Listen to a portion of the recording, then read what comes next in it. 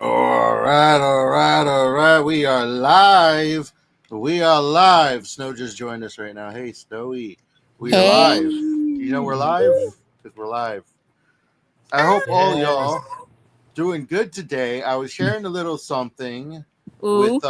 with Black Knight that I got a Mm-hmm. What? completely new layout over here at the Sandwich Palace. And Give Snow the scoop. I the want to see it. scoop is that it's not really much to see. So I was trying to get a standing desk because I'm sitting down all day, and that's really not good for you. Oh, dude, yeah. So I tried to get a standing desk, but as I was looking into it, I got donated this big, like at least $300 wooden desk with all these drawers and plenty of space. So I had to take it. Sweet. It's sitting, unfortunately. So I had to go a completely different way to get myself vertical. Um, I just completely went horizontal. I am laying on the floor right now. I got me Dude. this nice laying mat. And then I just kind of brought everything down. I'm surrounded by wires. I got to work on that. But What? it's an alpha phase of my little on the floor studio, That at is so least for live cool. streaming. At least for streaming, which I'm going to be doing a lot these days. I have been. That Cozy, is so Yes. cozy awesome. streaming from the floor. Yeah. I'm right next to my dog. But how are Maybe you next time guys? What are you you. doing? Sitting down, I suppose.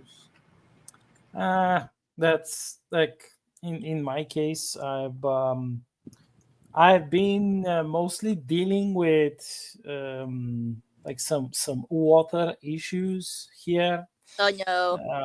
Yeah, it's like I woke up,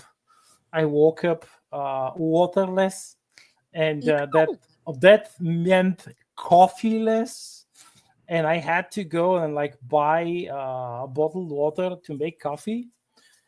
So you see, the standard stuff, the standard issues is like, yeah, they took some money to replace the water pipes. Of course, they stole the money. They claimed they replaced it. They did not. And now you have Bricks. leakages and accidents and all sorts of stuff, and they have to quote unquote fix it. But to fix it, they need to get more money, and so they're getting more Oh, money Oh, and they're my God. stealing more money. So yeah, that's the normal stuff. So yeah, but thankfully, they kind of kept us only half a day without water. Oh, just that's just good. That's that's half. They're wow. so benevolent. They're so How benevolent, you know. kind. Yeah, how kind. Yeah. How would Yeah, love. Yeah, so yeah, no fun. yeah, that was like mostly half my day, and the rest of it was edits, and that's it.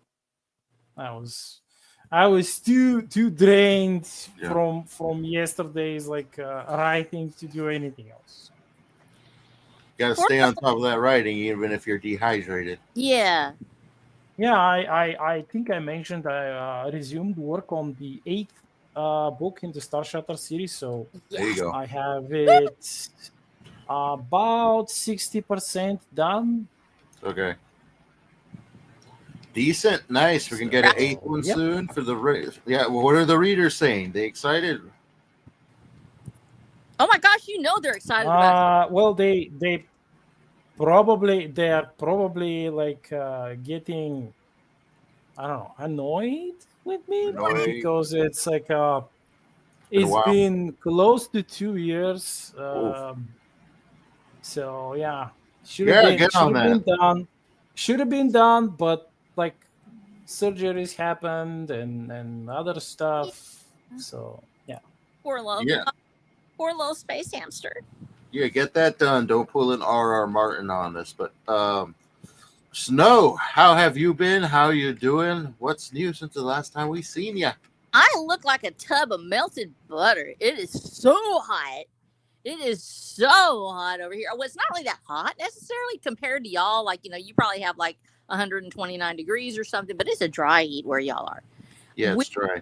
it's like living inside a wet sponge over here right now. It's like 60% humidity, 97 to Ooh. 100 degrees.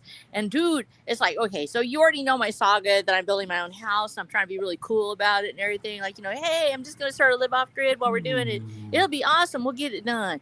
Well, of course, naturally, that's not the way things actually work when you're actually building your own house. And of course, we got the structure up, but the inside hasn't been finished out yet. So while I've tricked it out with all sorts of cute boho, things and putting little sparkly lights all over it, I made sure it's decorated, y'all. It is decorated. That's not the problem. Nice. The problem is it doesn't have air conditioning in it yet. And I got a window air conditioner, but it's like 900 years old. It's like I don't even know where it came from. I think it was donated to me by somebody, and I found it in the back of a shed, and I was like, oh, this will work. Stuck it in there. So literally, if I sit right in front of it, like right in the cold air, then it will be right on top of me. Then I'm cool. But then if you move anywhere else in this entire little building, it's like it turns into basically a people roaster. It's like a little roaster. It's made of metal, so it's like really cool. And although it looks really cute because I've got the yellow roses all over it and my little bees and stuff like that, it is super toasty hot in here. Oh. So ain't nobody looking at me right now. I've got my hair up. I actually took photos of that because I very rarely wear my hair up. There is a reason why. I have hair down to my patootie. And my hair is heavy. It's like there's like 3-4 feet of this stuff. You tie that in a rope and you coil it on top of your head. That's like 2 or 3 pounds worth of hair. Well, that doesn't sound like much, but you put it up and you put a little clippy on it. You make it real cute, with your little flowers and stuff and a headband. It's heavy. And if you get it even off, even slightly, like if it's to the side one more than the other, it'll make it feel like it's too much on one side or the other. And so if y'all have ever had long hair, you understand what I'm saying.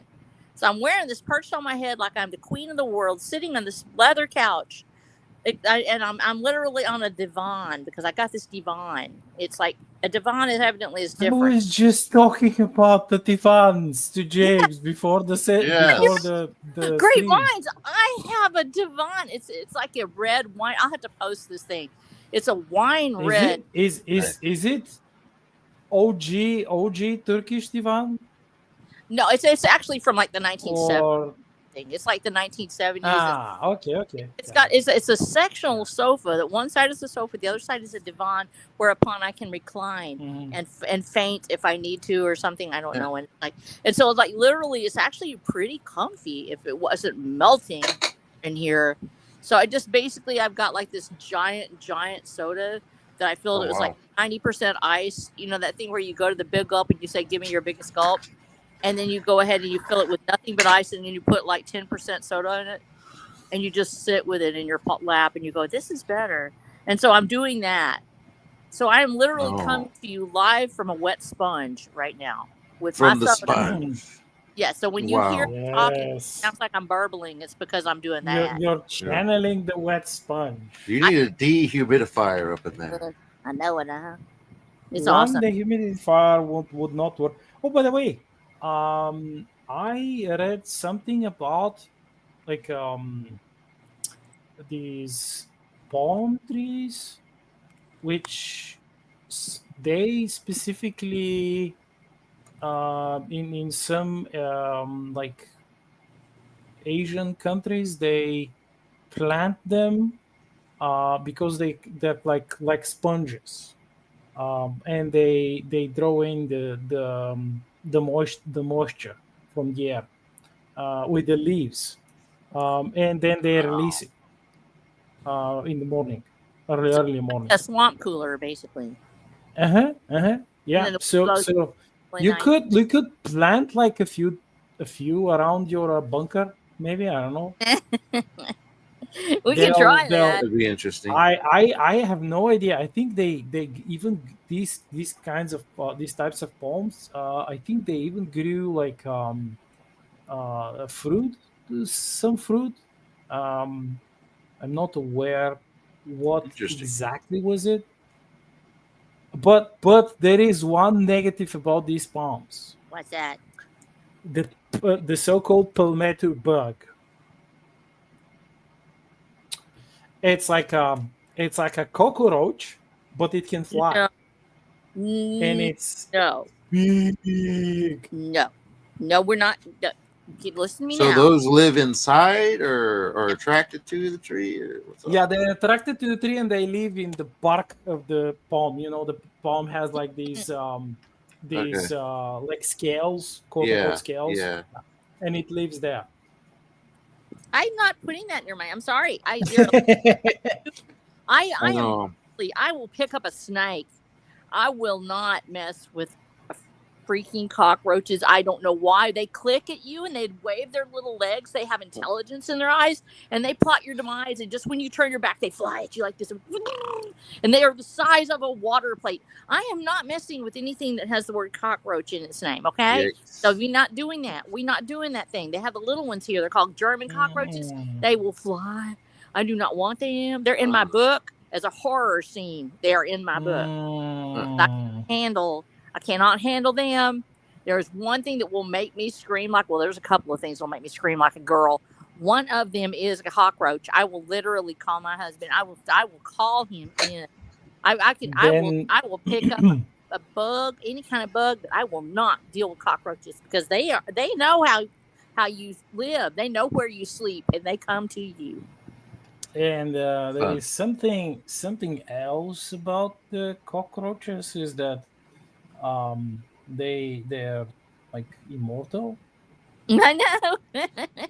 They're immortal forever. Yeah. We got a little fun fact here. Palmetto bug is named Yes. for Palmetto State of the South Carolina. Yeah. where I'm That's Tom. That's where I saw them for the first time. Oh, interesting. Yeah. When I came to when I came to the US on my work and travel program. So yeah. Wow. But I think we can plant different trees. I know. So like maybe pine.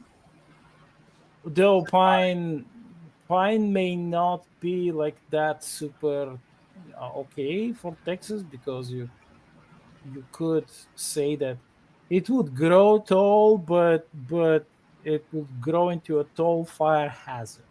Probably. So pine has like you're a firefighter. You should know better. Are you talking about pine trees? Mm-hmm. Oh, pine trees. We have pine trees. Ooh. They're like kindling when it gets really hot. Okay, so the problem, well, not the problem. The truth about Texas is it is every hostile environment you could think of wrapped up into one place. You have 0-degree winters. You have 115 to 120 degrees. I have 118 was the highest I've been in just on a good day. It was so it's worse than Australia. I would say it's kind of on par with Australia, depending on where you are. But you have every biome here. So I'm living in the heart of Texas region, which means that I actually have a meeting of biomes. So I have the eco regions of Texas, and I have the Blackland Prairie literally on one side of my property. On the other side of my property, I have Deep East Texas start. Well, Deep East Texas is made up of piney woods. It's called the Piney Woods of East Texas, where my daddy was born, and those pines are the loblollies. In fact, I've got a little one right now out in front of my front yard that's in a little bucket, and I'm making him grow, and I named him Groot because I want him to grow, and he's going to be pretty. But he's going to be like kindling wood. When the hot summer comes, you can smell the turpentine, and it is just amazing that things don't go up in a flash. Typically, our piney woods are sort of in the area where you have more than 34 to 38 days of rain a year. I'm right on the edge. So, yes, our pine trees go up like kindling along with cedar. Cedar trees love to catch fire. I don't know what they do. It will catch fire pretty much around anything. Between that and the mesquite's awesome. Mesquite burns hot, though. When it catches on fire, it turns into a white ash. And in fact, the backside of my property actually caught on fire. And I've told y'all about that before. We had a massive fire out here. When we first started the fire, wasn't this me? First started the fire department, but I hopped in a truck and went back there. And when it burnt up the backside of my property, I saw those trees kindle. They're called candling. Candling, they'll actually light up into flames and will shoot up 40 to 100 feet tall above. Then I saw that over the horizon. I'm like, that's the backside of my property. I probably better go put that out. So I got in the truck, rolled back there. I was in a little bitty old Dodge. It was real cute, everything like that. Rolled that thing back there. There was white ash all over everything. It was just incredible how hot that mesquite burned on the backside of the property, and took down some like 300-year-old oaks that I have. Wow. The pine trees do grow here. It's just I'm on that edge where it will catch fire a lot faster because our humidity is lower. And like I said, in the summer, You can smell that turpentine when it starts heating up, and that's when you know don't go lighting no matches. Yeah, it's like over here. It's not like the weather is not that hot. Although we do have like some pretty hot summers. Uh, Perhaps here the issue is more with the winter and the autumn period where you have like uh, sometimes you have like terrible rains, Uh, so like a lot of rainfall. Um, but yeah, it's like different biomes. Like we don't have giant spiders here. eh. Um, Fun. It's a yeah, good. much as like I kind of like would love to have like a giant spider sniper and train it to shoot with the sniper rifle. And it's like have it somewhere around. It's like to be to provide covering fire. No, I cannot. Like for that, I have to go to Australia and visit certain caves where Ooh, the giant head hunting spiders live. Yeah, I had a friend of mine from high school who legally migrated to Australia. He joined like a government program there to become a ranger,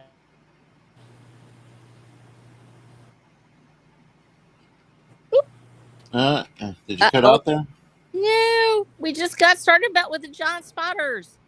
Come back, Black Knight. Come back. Are you there? yeah. There There he you are. is. Hello. You are. There There you you are. go. All right, nice. Tell us about your friend Uh, blacks with giant spiders. yeah. So he migrated to Australia. He got like a really good loan, government loan, and he went there with his wife.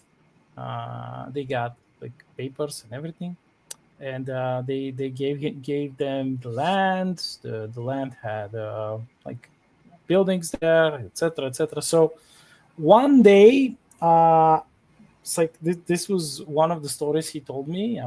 His wife was a runner, like Uh-huh. um, she was an athlete. She was like participating in this like the running with obstacles, like where you jump over the obstacles on your own. So she is quite athletic, and one day she would call him on their walkie-talkies, and she was screaming that something was chasing her, and so he went out. That he was given like a hunting rifle, and he saw like a giant snake chasing after her, and Oh he shot the snake. Yeah, he shot the snake five Mm. times. Um, well, later when he actually went there and saw the snake was not that giant. Like it was like a big snake, but it Okay. wasn't that huge. But no. fear and adrenaline made things look Bigger. and like the danger to his wife, who was like running away from the snake, and the fucking snake was gaining on her. Oh my gosh. And like he called like the number he was given, and he told them like he there was like a government guy, and he told him like, dude, there was like a giant snake chasing after my wife. And the guy was like, and he was like, well, I shot it. Good, okay, so everything is fine then. Click. Wow. And Fun. he was like, oh shit, this is like this, it's not what they actually uh told me that that is going to be like. They obviously they did not say that there were all kinds of shit that they want to kill you. Oh yeah. And the like I think 2 years down the line after that case with the snake, he found giant spiders on his land, on his property. He had built a shack for his tools, like a tool shed. Yeah. And he went to the city with his wife, and he came back. He was not there like for I think 2 days or something. And when he came back and he opened his shack, the shack was like full of giant spider webbing, Oh my! and he Wow. saw like a couple of like really really big spiders, and he just like torched the entire shed. Oh Um, gosh! and he called the number, and he told them that there was like he saw like giant spiders, like spiders probably the head of a child, like. Oh my gosh! No. And he told them, and they said like, okay, go back to your house, close everything, like close all the windows, check if there are spiders inside, and just wait for us. We'll come and help you. And there was like an actual like helicopter, army helicopter, who came. And I don't know, maybe he was when he was telling me the story, he was like just maybe a little bit over exaggerating, Oh, but they actually came with a helicopter, and they looked around his property, and they found a cave on the other side of his property where there was once a river. And they found a cave, and the cave was like full of these spiders, and ooh, they torched it. What And wow. kind? Did he say what kind of spider they were? well, he just said that they were like the size of a small child, like the Oh, head of a small child. oh, fun. Like, yeah, fun. And so the guys from the government, they torched the cave. And a few months later, when his first child was born, he said like, okay, I've paid the loan. I got like, so I saved some money. I'm going back. Fuck these spiders and bullshit. Like I'm going back. And yeah, he actually came back. Okay, They may that be would like huntsman's. Huntsman spiders are really huge. I have no idea, because he was so scared. He was probably more scared for his pregnant wife. yeah, I'd imagine. Uh, yeah, I would imagine. Like, I would be scared shitless if my wife was pregnant, or if I had like a baby there. It's like no, no, just no. These they have like tiny spiders who can kill a grown man. What let alone a baby? It's like no, just It should give be me the give me old. my flamethrower. Give me my flamethrower. Yeah, down here we have like two types of tarantula, but they're out in the wild, Yeah, tarantula rarely in cute. They're cute. rarely in any of the developed areas. So you won't be seeing them in the city. Now, I love. Okay, now this is me. I actually love our Texas tarantulas because they're not as venomous or whatever. The ones that we've had out here, now we haven't seen them as much because the fire ants ate all of them. But I love. Okay, I'm a Spidey person. I'm not. Now I'm not cool with with black widows because they can kill you, and I'm really not happy with um the brown recluse because they do bite and your part of your leg falls off. And I Ye- did that. I had that happen actually one time. I had one bite me and I was really sick. I was like, I didn't know it happened. And so I was like, there's a small hole in the back of my leg. And I was like, why did that happen? And I was like, oh, I got bit by like a spider.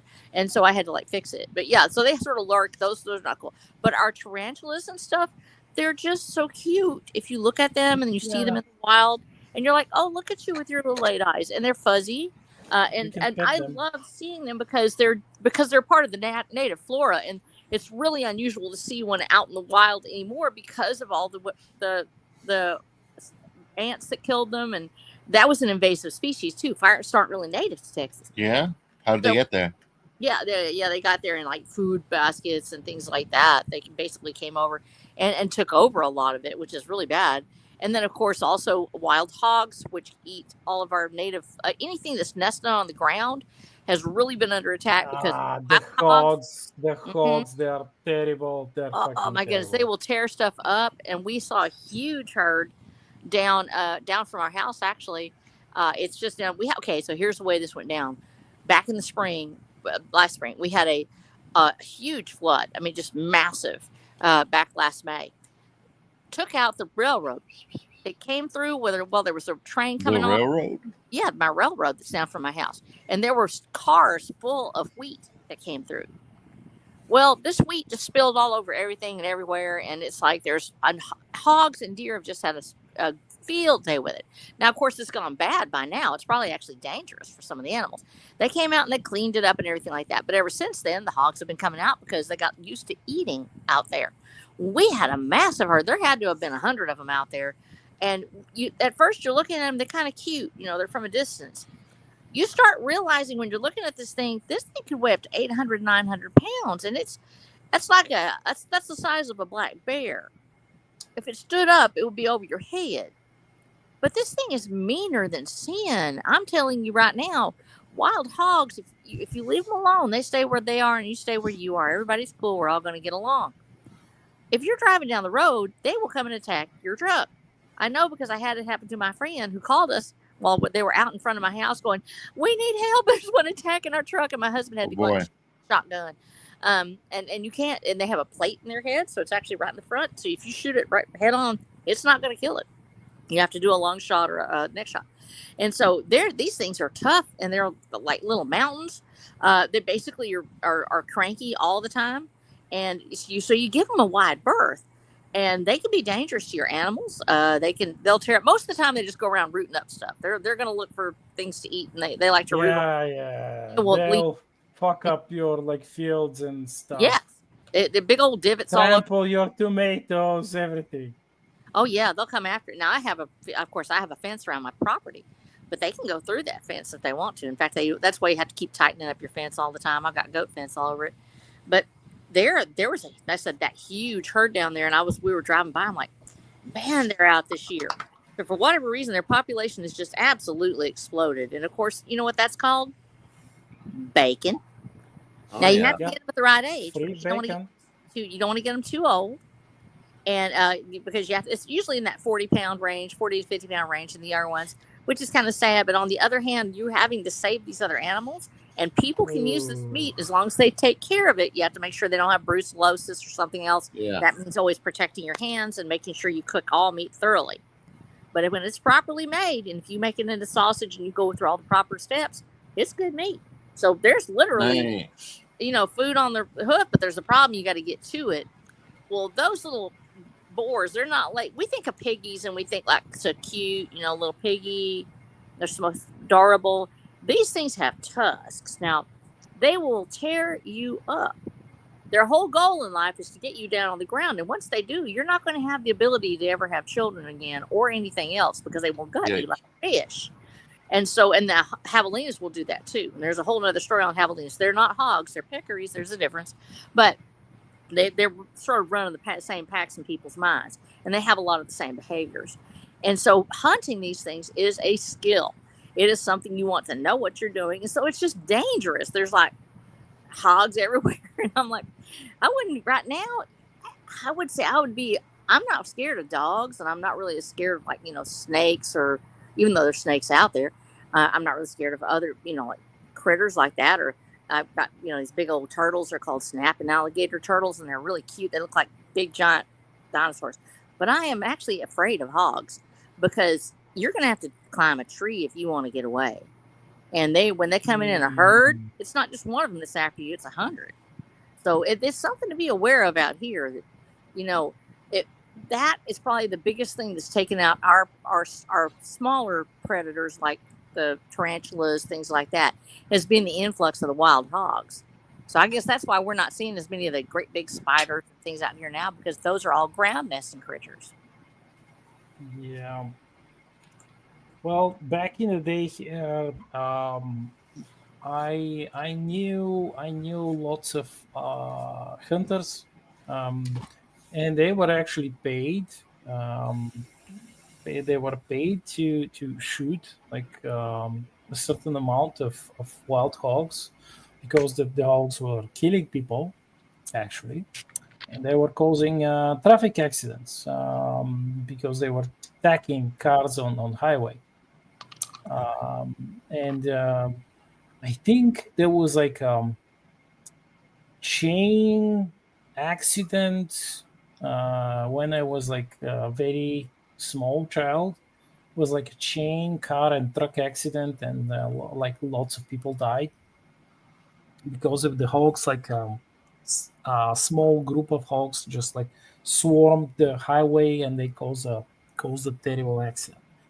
And so these hunters, they were like, yeah, it's nice having like this good rifle, this hunting rifle with uh, the heavy bullets, um, but we also like to have like people with pitchforks with us, and what they would actually do is to like um, shoot at the hogs when the hogs are charging them, and have the guys with the pitchforks like have the end of the pitchfork in the ground, and they would be kneeling, and like the hogs would just like impale themselves on the pitchfork. And apparently that was like a really really old way of hunting wild hogs, like in before people had actually gunpowder, and they would have hunters with crossbows, like big crossbows, heavy crossbows, Yeah. and if they would miss, they had like a couple of men together with them with either with like hunting spears or but this like the hunting spears were actually less successful at stopping them than the pitchfork, because the pitchfork has like multiple um, multiple spikes on it. Like, Yeah.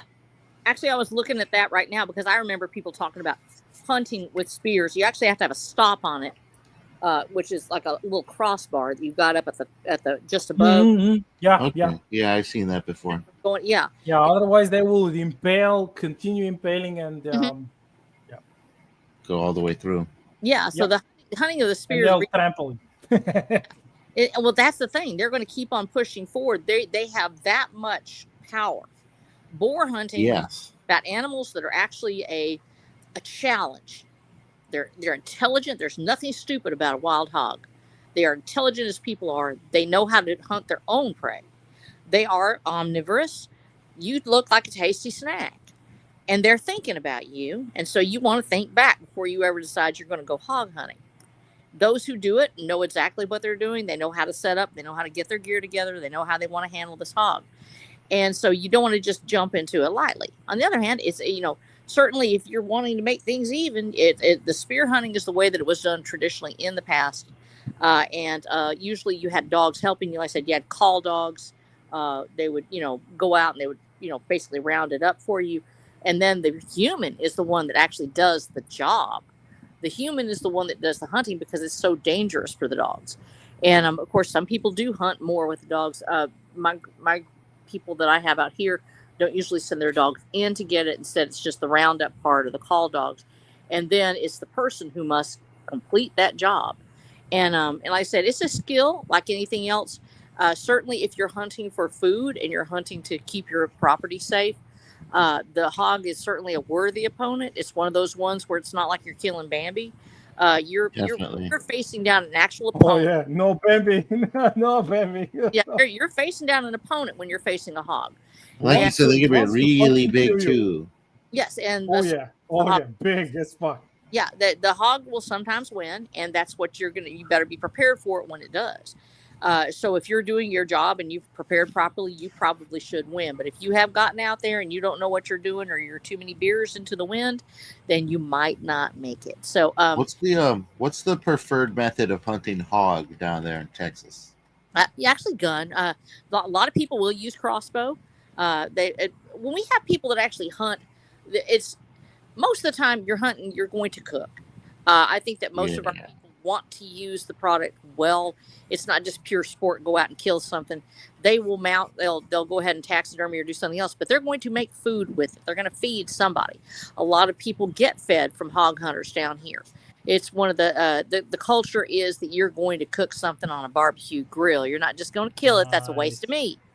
And so when you're out hunting, you're going to take your time. And for a lot of people, crossbow is preferred, just because there's a little added element of the actual hunt, of tracking, of going through. If you get up in the for stand hunters, getting up in the stand and being silent and still is part of it. A good shot that's properly placed takes down the animal quickly and makes it a humane kill as well. And then you have to be prepared to go out and track afterwards. And it's something a lot of people don't think of. You're just going to shoot. Well, you've got to follow that animal. You can't leave it there to die. You can't just let this animal go off and suffer. So you got to get a good shot that hits the proper. Usually, it's right behind the foreleg. There's a sweet spot there in that rib cage area, and when you do that, you get a heart shot, and the animal should go down quickly. Humane hunting is an important part of Texas culture, because when you have animals like this that are taking over the landscape, that are destroying the property, it's a good thing to have people that are going to help put it back in balance. If we are the top predator, then we need to act like it and take care of the surrounding land.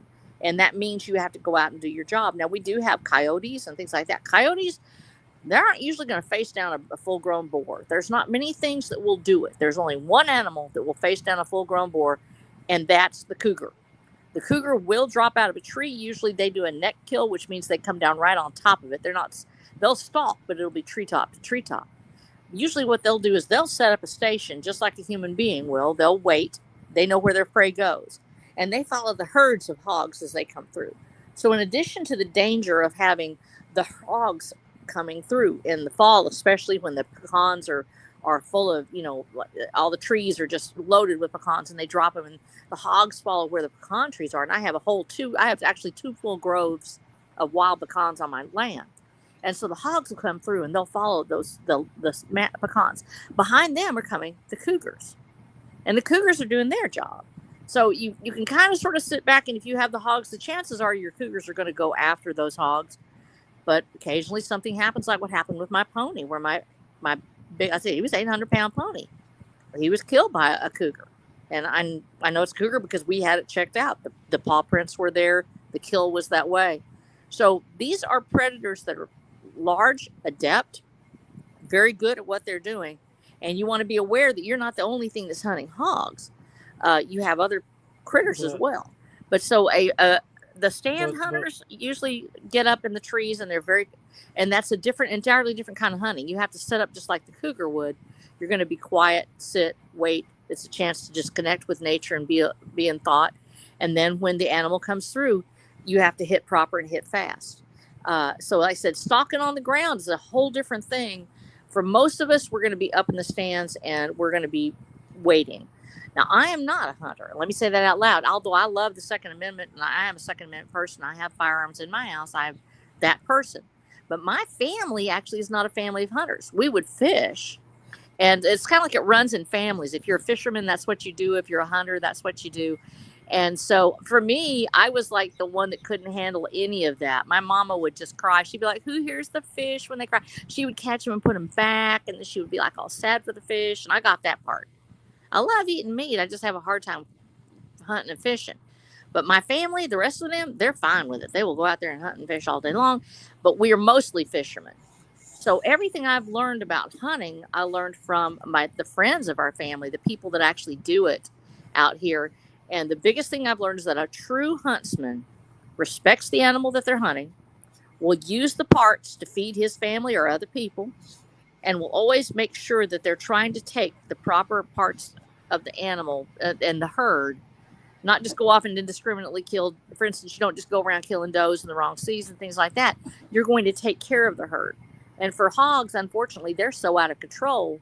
We have to go out and we have to hunt them. So these guys and gals that hunt out here, they've been extraordinarily respectful. They're very careful when they're on our land or anyone else's. I haven't ever had this thing where people have a tendency to think of hunters as being the kind of folks that just go out and just start blasting, or that they really just, bloodthirsty killers. They're not. They are apex predators who feed their people from the meat they hunt and kill themselves. It is the most honest way to get in connection with your food supply and your food source. And when you're doing that as a rancher or as a hunter or as a fisherman, you are taking a responsible course of action for the earth and all of its denizens. And so everything I've learned from them, I've learned from the salt of the earth people out here. They live on this land. They've taken care of it for generations.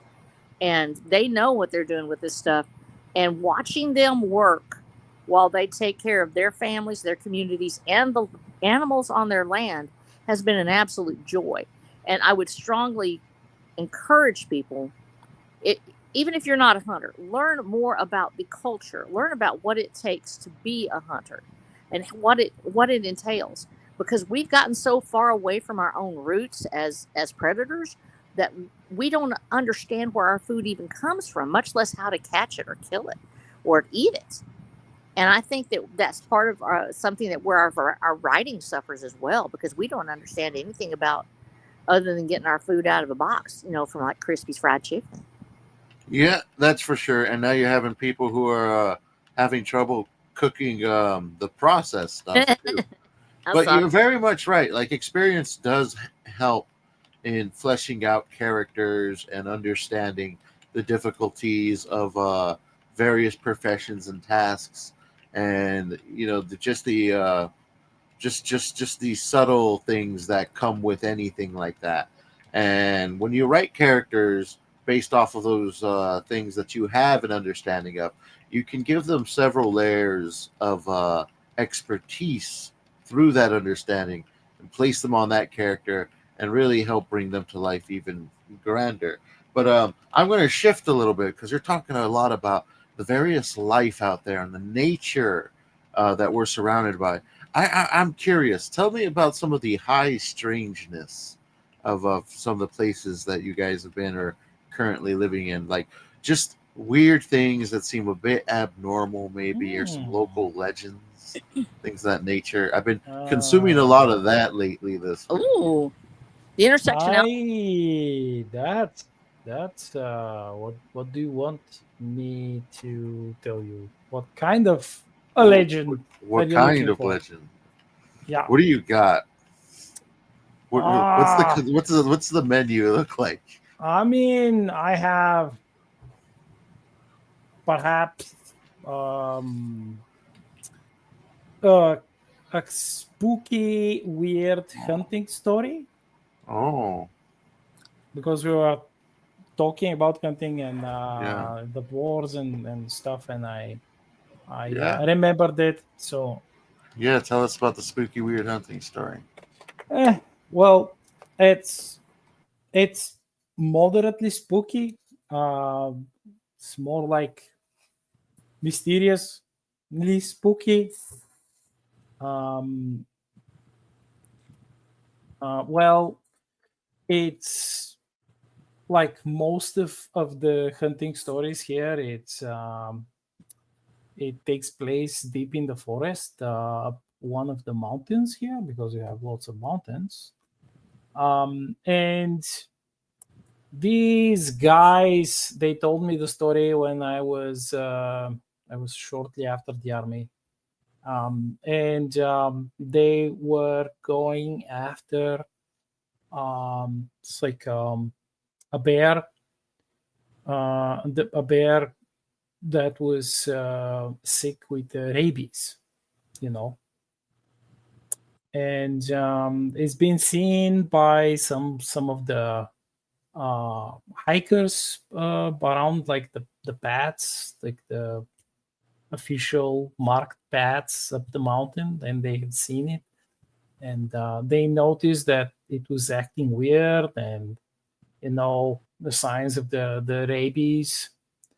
And so a team of 11 hunters, like seasoned hunters, no rookie hunters, went up the mountain to kill the bear and burn it because it had rabies, so they couldn't. Otherwise, they would have chopped the paws and cooked them because bear paws, So they found the tracks of the bear. The tracks were normal. It was just like acting irrational. It wasn't.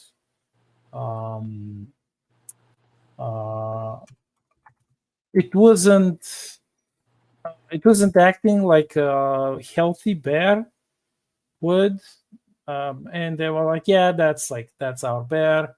We'll track. We have the dogs. We'll like track the bear."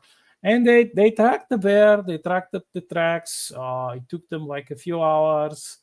The problem was that they kind of lost the tracks, and then they found them, and then they lost them again. And it was weird. And then like a fog came down, and they decided to stop because it was like growing darker too, and with the fog, there was like dangerous. They could shoot each other, like something like fall somewhere, hurt themselves, like break a leg or something. And they like descended a bit down, and they went into a couple of cabins. They went there for the night, but during the night, something happened, and the bear came for them. And one of the hunters who had like a bit too much to drink,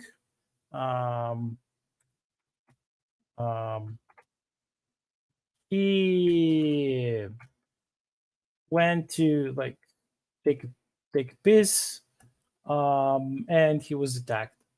He was mauled. He was killed.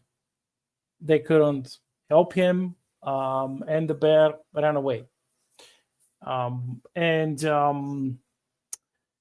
Yeah, they called the cops. Back then it wasn't it was like the normal cops. It was the militia called like the state militia, communist police, and they called them because they had a dead hunter.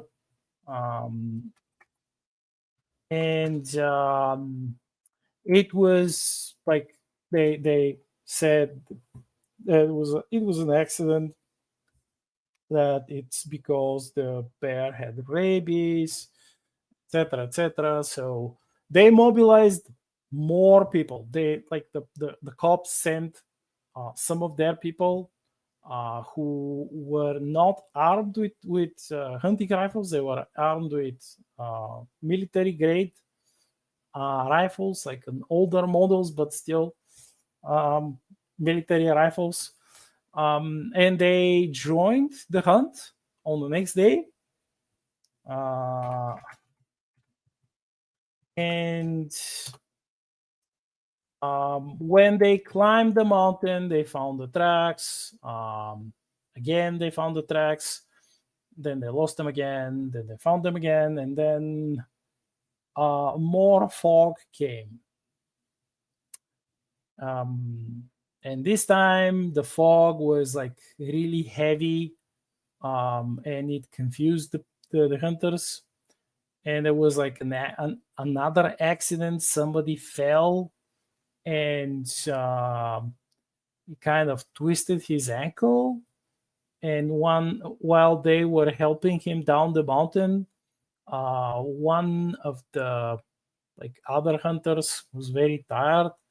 He slipped and dropped his gun, And while trying to like recover his gun, he accidentally fired the gun, and because of the fog, that was why they were not so keen on chasing after this bear in the fog up the mountain slopes. And when he accidentally pulled the trigger and fired the shot, he grazed another hunter because he couldn't see. It was a fucking fog. And so they decided to call the hunt off until the weather improved.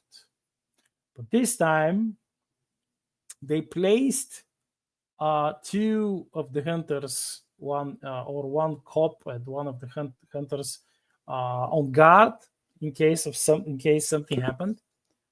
And of course, something happened. They were attacked by the bear. One of the two guys, I guess, fell asleep or something. I'm not 100% sure.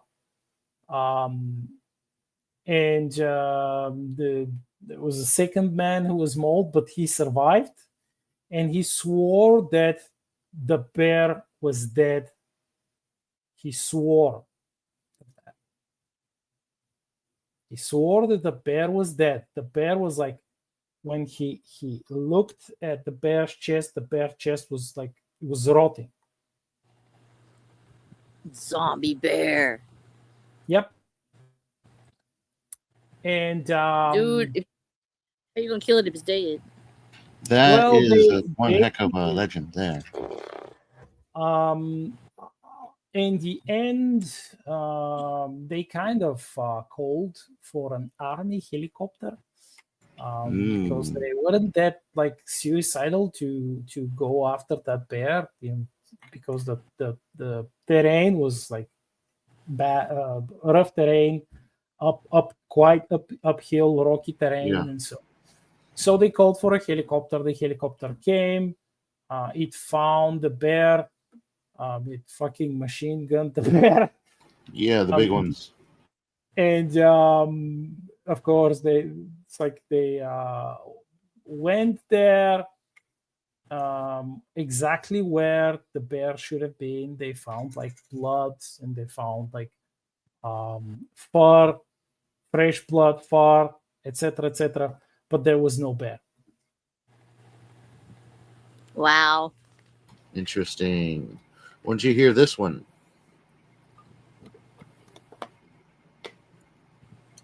Black Knight. When did you hear this story? It was shortly after I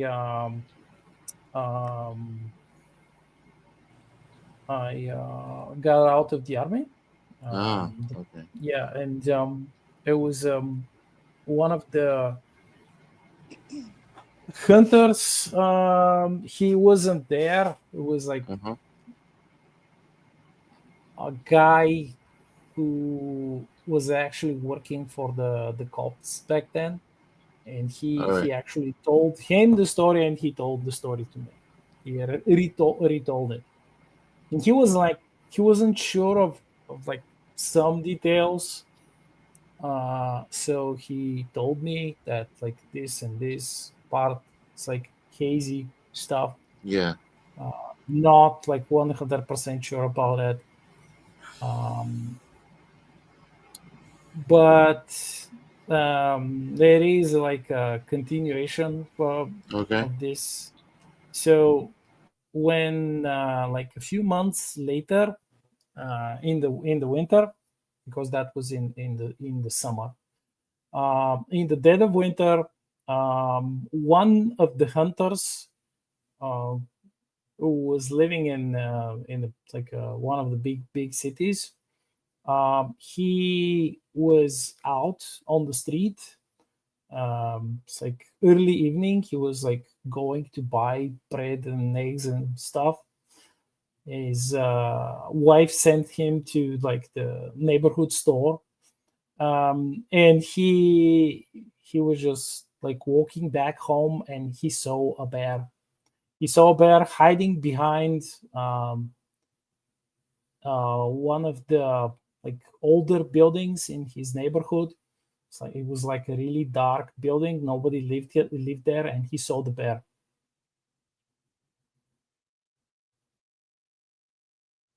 So it's like a ghost bear then. Oh, ghost bear, zombie Like, bear. I have no idea. It's like Ethereal it's really bear. weird because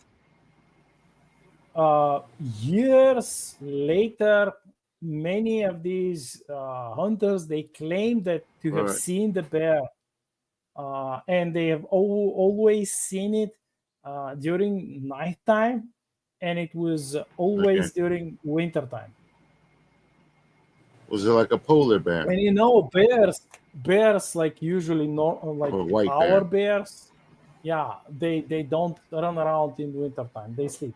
Um, Okay. yeah. Very interesting. Very interesting. Is there like is there are there legends of like spiritual animals and stuff like that similar to this? Oh, yes. There are like, for example, you have various tales about wolves, foxes, and even squirrels, birds, various birds, hawks, eagles, etc., who often like helped different people who went deep in the forest or like climbed really Yeah. high up the mountains. And these people were often lost, or they were dying. They were suffering the elements. It's or they suffered some wound, got infected, or they were dying of thirst, or they were like really hungry and they were suffering, and then they would see this spirit animal who would guide them either to water, to shelter, or like help them find food, Mm, or in many cases even like help them navigate the terrain and get to quote unquote civilization, even okay. though back in the day you didn't have like many cities around in this part like of our land, but still there were villages and stuff. So Yeah. Very interesting. What was they have a word for these things? yeah, it's nature spirits, or in it's like it's the emanations of different um, lands and different parts of the land. They have been Uh-huh. um, how Interesting should stuff. I put it? I mean, they have been not simply um, possessed, but let's say you have this peak, this mountainous peak, and during the ages, um, yeah, people have like people who went there. They've seen this. At first, it was like a shadow of a something amorphous, but See a shadow? the more people came back and told others that they've seen something, um, it this thing changed. And let's say one or two of these people they say, well, this is like it, well, you say it was a shadow, but I thought I saw a hawk. And the next person who went there, he would no longer see a shadow, he would see a hawk. So there is like the people who tell these legends, they say that these spirits, these are like the spirits of nature, they mirror, um, what they see in the souls of men. Interesting. And they take this imprint. Yeah, it's quite similar to, let's say, the like it's animism, almost like shamanism. Okay. For example, let's say that the Japanese, they have, like, in Shinto, they have the same type of, the same almost the same uh, idea, let's say, of these spirits, these nature spirits of nature, though theirs are different than ours, but like the similarities are too great to Okay. So there's like Wow. this is a global phenomenon. oh yeah, pretty much. Interesting. Snow, I know you had one lined up. Well, I actually have two for you. So the first one I'll start with is one that's been seen commonly. We've actually talked about it in the past.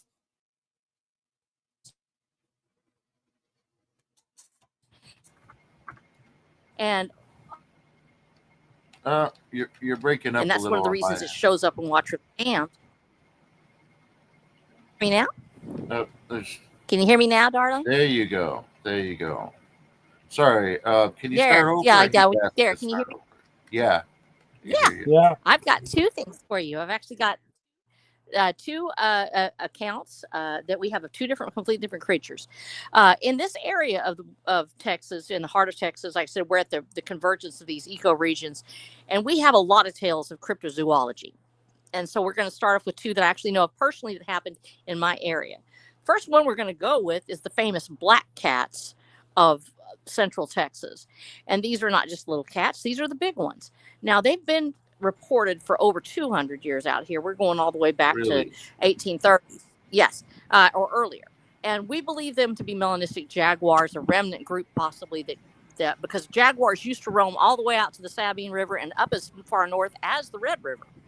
And we only know of one particular type of animal that actually is a black panther-looking creature, and that is the melanistic jaguar. So there have been others, and I've spoken to the Parks and Wildlife people about this particular creature, about it. Is it possible it's really out here? And he said yes. If you think of it that way, it's not a cougar that's black. It would be a melanistic jaguar. There's also jaguarundis and others that sometimes have a dark phase. But the local high school has the name the Black Cats because of it, not because of kitty cats, but because of this great big black panther is what they call it. And so I was kind of skeptical a little bit. I really wasn't sure if I believed it or not. It was one of those things that I was kind of like, well, maybe it's there, maybe it's not, but that's something I'm never going to see. Well, we have a neighbor on our backside. He was an old gentleman, real sweet man, been ranching out here forever. And he's like, well, I can tell you it's true because when I was out here in 1974, I went out one day and I found my donkey up in a tree. And I said to myself, how is it my donkey got up in a tree? Because it was dead. And he looked up and he saw a black cat up in the tree as big as his donkey. Ooh. And he was insistent that this thing said, I tried to, of course, nobody had the cameras at that time, so they couldn't shoot, take a photo. Tried to shoot it down, it ran away. Well, I'm thinking, okay, that's him, and I'm that sweet old man. I'm sure maybe he was just seeing something. Maybe he didn't really know what it was. Yeah. Fast forward to us moving out here. We actually moved out here and got a house out here and everything. And because we had introduced ourselves to the community before we got out here. Well, my mother comes in one night, white as a sheet. And she says, Becky, because she always called me Becky, we got to lock the door. And I was like, what's going on? We had just moved out here. I didn't have any, I had just had a front gate that was at the road, but I didn't really have a yard fence or anything like that. We just had the strands of barbed wire. And I go, okay, well, we got the barbed wire. What's going on? What's out there? She said, I saw a cat by the front gate. And I said, what do you mean a cat? She said, I mean like a big cat, like one that's almost as tall as the third rung of the gate. Third rung of the gate's about 3 foot tall off of the ground. I said, are you sure? And she said, yes, it was solid black. It was solid black. And I ran out there. Nothing's there, by golly. Nothing's there at that point. But my mother didn't lie about stuff like that. She doesn't drink or anything like that. And she wasn't one to She Yeah. kept her mind until the day she passed away. And she said she saw that black cat out by the gate. Well, I'm starting to have feelings at this point because I'm like, my backdoor neighbor said there's one, and my mother said there's one, and I'm not really sure about this, but it's starting to sort of pile up that if the locals say that it's out here and it's living here, I don't care what Texas Parks and Wildlife says. I think there's probably something out here. Yeah. Well, go ahead. Let's fast forward to 2 years ago. And my husband had been in the hospital, and we were, I wasn't home as often. There was a lot of, I have little goats. I have these little fainting goats. They're adorable. They're wonderful. Yeah, I heard of those. Well, they're wonderful, but they can't really protect themselves. But they're sweet little animals, and I keep them because they're a rare breed, or they were at the time. And I have one of the biggest unregistered herds in Texas. I've kept it closed so that way it's a pure stock. Well, I go out there one day and I'm missing some kids, and I'm like, you know what? There's something wrong going on. Started finding big girls that had been pulled through the fence, just taken over. And I'm like, there's something out here getting my goats. We're going to have to find out. But I'm in the hospital with my husband. He's been in a wreck, and it was terrible. So I was like, okay, ladies and gentlemen, if you will help.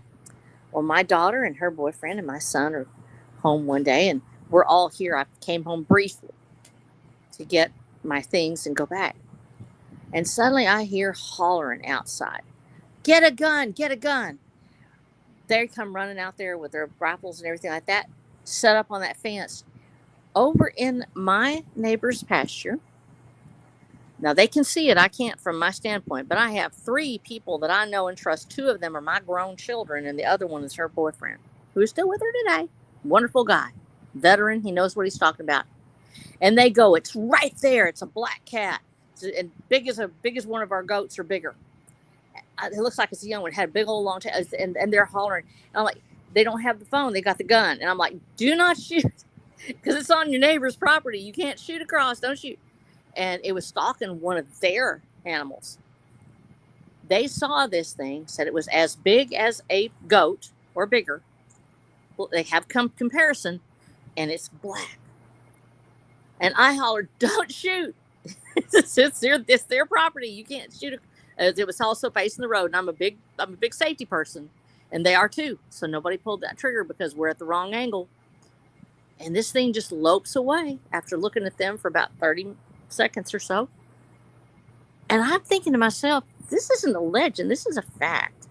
I have 4 people in my immediate family that have seen this.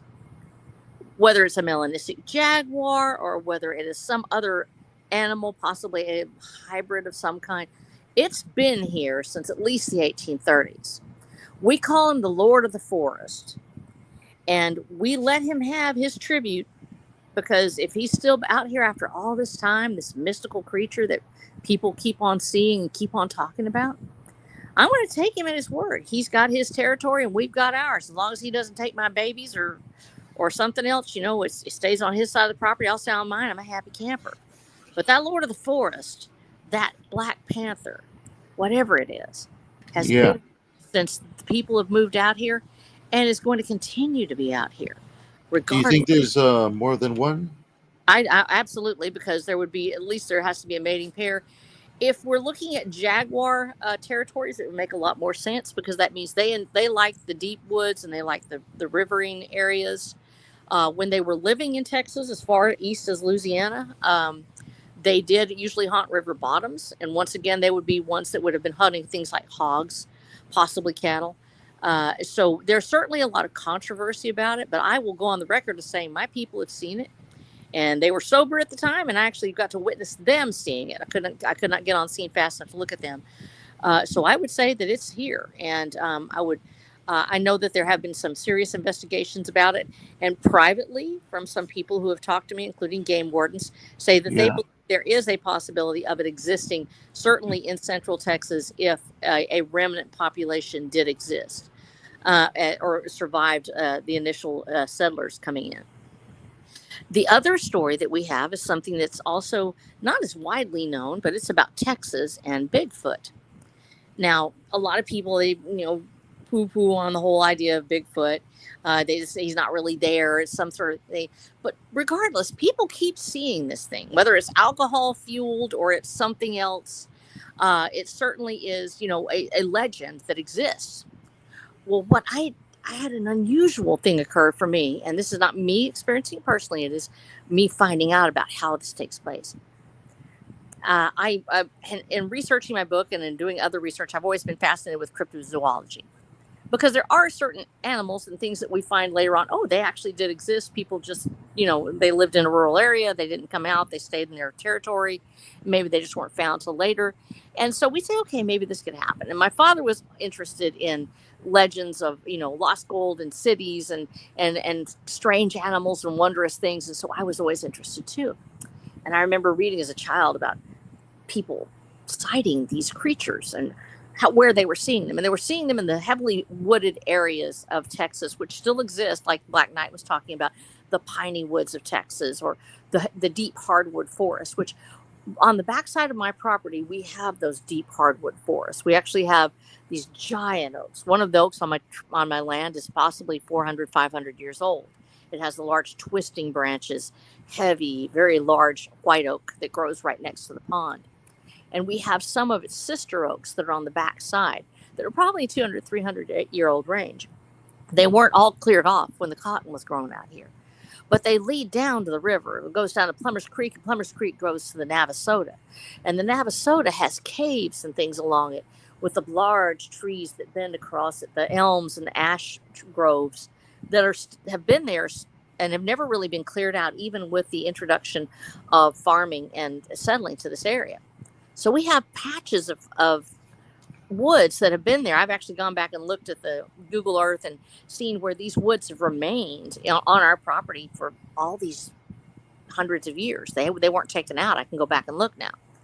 And so I was like, oh, that sounds silly, So when we bought the property, I was like, oh, that's kind of cool. And I was looking, I was like, I wonder what's out there, like unusual things that have happened. And I live in Limestone County. That's not really doxing it. You have to look the whole place up.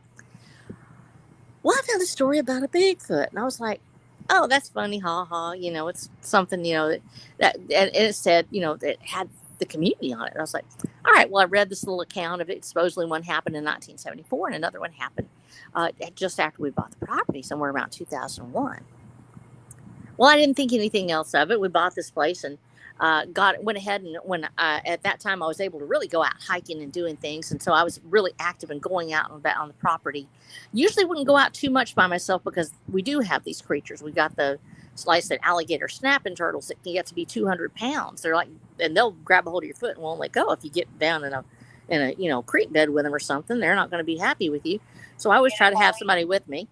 But when I was looking at the property, I noticed that I came upon a couple of really big dens. They're like giant. There's almost like a cave that were burrowed back in the hillside where we have one of our ponds built up. And these ponds, of course, have been there for decades. And so I didn't really think too much of it. I was like, that's really large, though. It seems like it's awfully big. Didn't think much of it, came on back in. Well, let's fast forward to me doing my research for Watcher the Damned. When I started watching Watcher the Damned, I was thought, I'm going to put these animals in my story because we have all of this lore about Bigfoots and Black Panthers and chupacabras. They all show up in Watcher the Damned. Anything that has to do with Texas unusual or spiritual animals, it shows up in there. And so I'm doing my research for it, and I look at it and I run across the story again about the Bigfoot sighting. I start reading and I'm like, wait a minute, that says Shiloh. Now Shiloh's a little bitty community and I live in it. I'm on outer Shiloh. I'm like, wow, this says Shiloh, Texas. They saw a Bigfoot here in Shiloh. And I start reading it and I realize they're talking about my property. I recognize where they're headed. They actually have an account of it. They don't give the location. But there's an unusual feature on my property that only shows up out here. And that's one of the reasons we bought it. Because it has 3 ponds on the one property, which is kind of unusual for a small land. And so I'm like, they're talking about my property. But certainly that's got to be a story. That has got to be a story. Somebody had to be drinking that night. Well, not only did it turn out that one of my dear deacons, his son-in-law, told us a story about meeting Bigfoot not far from our house down in the bottoms, where he said when he was a young man that he actually encountered a being in a cave and he shot at it and it turned and looked at him with its glowing eyes and tall, about 9 foot tall, and covered in hair. And I'm thinking, well, certainly that can't be, geez, I mean, but they're all talking about it. These are people I know, they're people I've actually met. Maybe he was just, maybe he was having a little bit of a partaking, of the spirits or something that night. Maybe that's why I saw it. I went to look at the report again, and it turns out that there's a drawing at the bottom of the page. So I'm looking at that drawing, and I'm thinking, well, that sure does look, pretty scary. It looks like a Bigfoot, and then I looked at the signature on it. The signature is from my deacon's son, from my church, a God-fearing, sober man who never drank and who swears till the day he dies that he saw Bigfoot. And you know where he saw it? Where I saw that den. And to this very day, when I go down in the bottoms, I always make sure to make a little noise or sing a little song to let anybody know that I'm out there, that I mean no harm. And I know that the land belongs to them because they were here long before me. And it looks like they're going to be long after me. The Lord of the Forest with his beautiful black fur and his green eyes, that giant black panther that everybody says they've seen, and Bigfoot himself, that one of the only real sightings that has been made in this territory, right where that den was left the day I discovered it. And I give them their space, and I pray to God that they'll give me mine so we can all get along, because they're going to be here long after I'm gone. Oh, wow. Those are some fantastic stories for sure. We got a comment down here from War Officer Gran. Oh, there's Gran. Hi, Gran. When I was young in the 50s, we had one living in our barn. It was huge. Speaking of the black cats. And Really? they had little ones one time. I watched one so bad. I wanted one so bad. My grandpa told me that these are not for us to play with. Wow. Definitely not to play with. Yeah. Oh my gosh. Interesting wildlife out there for sure. That's amazing. I've known a guy who was working with like the forest rangers, conservationist. He would take injured animals, like wild animals, and they would try to help them, and then they would return them back to the wild. And he told me about like a wolf. They found like young wolf who it's like, I have no idea how it happened, and he just theorized that the wolf was new to the area, did not know the terrain well, and while the wolf was chasing after a deer, it kind of slipped and fell into very steep gorge, and broke two of his legs and ribs, and it was dying, but it was practically dying. And like hunters found him, and they called this guy, and he came and he like sedated the dying wolf. They picked it up, they healed it. Like they had funding from I think 2 or 3 international like private wildlife wildlife protection organizations. I have no idea, but they kind of do good work, because they often save like endangered species. Like we have this eagle here, which is and hawks also, and these wolves, because the wolves are, as you know, they're important to keeping, let's say, the hogs in check. If you don't have the wolves, the hogs will, Oh, we've talked about in long enough about the hogs, but he kind of he saved the wolf. He healed it. He and the wolf, when they sedated him, they didn't sedate him enough. But the wolf did not bite him. He was just like looking at him and growling while he was fixing the bones, and like sewing the wounds and sterilizing the wounds, etc. Um, and later, when the wolf was well, they released it, and they had like this cage with a rope, and they would get in their car, and they would just drive away, and they would pull the rope.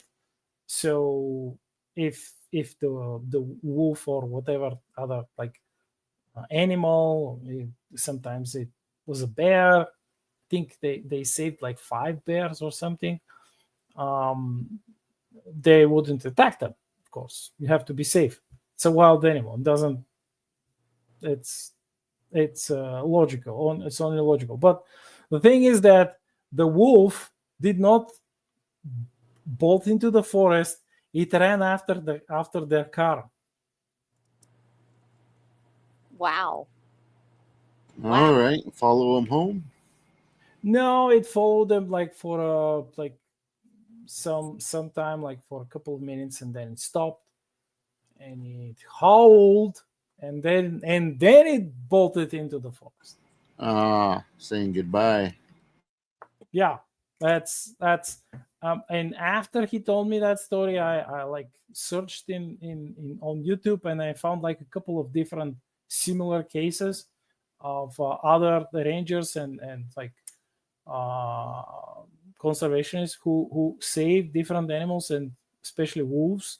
And the wolves would often like, because like they are smart animals. They're quite smart. Yeah, yeah, that's for sure. There's brilliant animals out there. You study the animals over time, and you realize that they're masters of their domain. A whole lot of them. But we are little under 10 minutes. Let's go ahead around the circle here, around the table, and do some final thoughts. I thought this was a pretty good conversation so far. We definitely went into the wilderness aspect of what's out there, and it's important to understand the wildlife of your area. I believe so, especially if you're an author. There's a lot you can learn from wildlife. There's a lot you can learn from absolutely everything you don't know. And when you understand the creatures in your area, you can actually start to understand the biome for which you come from. But Black Knight, we'll start off with you. Now we just finished. We're heading back to you. Share some final thoughts on where people can find you. Well, when it comes to the wildlife, we must first remember that it's not called wildlife for nothing. Um, Even the prey animals, they are wild, and they will defend themselves if they feel threatened. So don't, folks, don't go chasing after petting Bambi. No, no, no. They might look cute, but they can kick you in the nuts or whatever, and they have these um, antlers. They can stab you. They can trample you. So don't be. Yeah. Yes, they're cute. Don't just don't study them carefully. And if possible, read a book. Find some, like one of the older books, that book that you, James, mentioned once, about that, also twice, about that elephant hunter in Africa. Look for these old books written by people who actually knew their craft, and they knew a lot about these all of these majestic animals and read those books first. Yes, that's for sure. You can get a lot from the past, and back then it was written. Yeah. Oh, So sorry about that, Snow. You got kicked out there for a second. Sorry about that. I know, it suddenly disappeared again. uh, Am I back? yeah. Yes, and it's Yay. your turn. You got the spotlight. Oh my gosh, how awesome. Okay. Once again, I love the fact that we have a tendency to, when we're talking about the real world and hunting or fishing or tracking or anything like that, the intersection of man with nature is always a critical point in culture. Without us being a part of the world around us, we become weaker and softer and smaller than we should be. We don't live our even just the act of watching it through a window and seeing the little birds or seeing the sky, watching the weather. These things we become so separated from it when we just live our lives through a screen. Get outside, literally touch grass. Be as much a part of it as you can, even if you are unable to get out very much like me. Touch that world somehow. Be in it, and your writing and your life will change for the better. Just that small act of interacting with nature as it exists out there, the terrifying parts of it, the spooky parts, the parts that maybe are a little embellished, or the parts that are real and alive. Get it into your soul so that way you can be the fullest, most extraordinary human being and author that you can be. Because that's how we find our creativity, is in touching this earth. It flows back into us and it comes to life, and we can give that life on a page. And you can find me at watchofthedam.com, where I have my books and everything on there. In fact, I've got one of my readers just said I got a dead link on there. Oh no, so I've got to go find it. But I've got to fix that. But I've got my books on there, and we're setting up our shop. I had that up this week, and I've got to reconnect it to Stripe, so that'll be ready to go. And also, you can find my books on Amazon as well. And I have links for those on my site already at watchofthedam.com. You can also find me on X at watcherdamned. And you can find me on Substack as R.H. Snow, along with these fine people like Black Knight and James Esparza, who are all Substack famous. All right, everybody. Thank you all for joining us tonight. I'm James Esparza, and I hope you enjoyed our show. If you're watching this on the back end, please leave a comment. Give us a like, share with your friends. Come back next week. We're here every single week at the exact same time, and we'll be waiting for you next time as well. We're out of here, everybody.